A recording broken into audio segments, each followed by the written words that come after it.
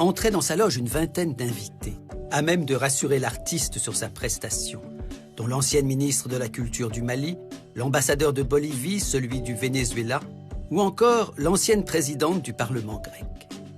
La présence en ces lieux de plusieurs personnalités originaires d'Amérique latine était logique.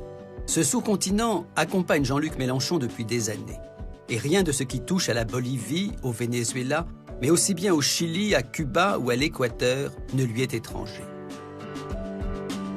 Il se trouve que Massy, en Essonne, a été une terre d'accueil pour tous les réfugiés politiques du continent sud-américain dans les années 70, ces années où les dictatures se sont installées, 73, 76. Et Jean-Luc, qui parle espagnol couramment, enfin qui est totalement bilingue même, et il y a tissé des liens extrêmement forts. Il aime ces pays, il aime ces ambiances, il connaît cette culture. Et puis, il y a eu dans la dernière période, même si là, la parenthèse est peut-être en train de se refermer, cette idée que la gauche latino-américaine traçait le chemin. Il découvre que en Amérique latine, comme il dit, la flamme repart, quoi. La flamme socialiste se rallume. Et qu'il y a des gens qui disent non, nous, même si le mur est tombé, c'est pas pour autant qu'on va accepter le modèle américain, un modèle capitaliste. Donc on veut faire autre chose. Donc il découvre les progressistes d'Amérique du Sud. Il s'est dit, mais comment ça se fait qu'au moment où nous, on est en plein effondrement, eux arrivent à susciter un espoir.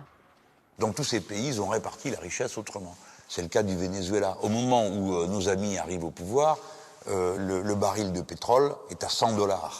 Donc, au lieu de faire genre roi d'Arabie Saoudite, je garde tout pour moi et ma famille, ce qui était le cas avant, les corrompus gardaient tout pour eux, Chavez s'est mis à tout distribuer. À distribuer en grand.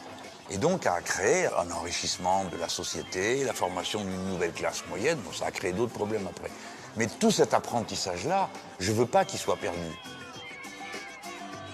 Il y a certainement du positif chez Chavez ou Castro, mais pourquoi êtes-vous toujours réticent à dire qu'il y a aussi du négatif? C'est ça la ruse du système. Elle dit, mais monsieur, vous êtes un homme intelligent. Tout ça n'est pas parfait. Alors vous commencez par dire, ben non, parce que vous êtes un peu cultivé, vous savez bien que c'est pas de ce monde, la perfection. Ah oui, alors dites-nous quoi? Et vous vous retrouvez dans une interview à faire la liste de tout ce qui ne va pas. Alors que vous êtes censé être quelqu'un qui est intéressé, qui veut soutenir, qui veut apporter le meilleur. Mais vous savez, ce que je vous raconte là, je l'ai vécu mais 100 fois. On pourrait peut-être commencer d'abord par dire ce qui est bien. Par exemple, combien il y a de pauvres en moins. Comment ça se fait que, grâce à Chavez, il y a eu la mission Milagro? Oui, mais qu'est-ce qui ne va pas? Non, mais la mission Milagro, vous savez ce que c'est? C'était des gens, de pauvres gens qui avaient la cataracte. Tout le monde s'en foutait de ce qui leur arrivait, ils y voyaient plus. 100 000 personnes ont été guéries de la cataracte. C'est des gens qui voyaient plus et qui voient. C'est pareil pour Cuba. Comparé au reste des Caraïbes, comparé à Haïti, vous prieriez pour avoir Fidel, pour que vos enfants ne mangent pas de la terre, pour apaiser la souffrance de la faim.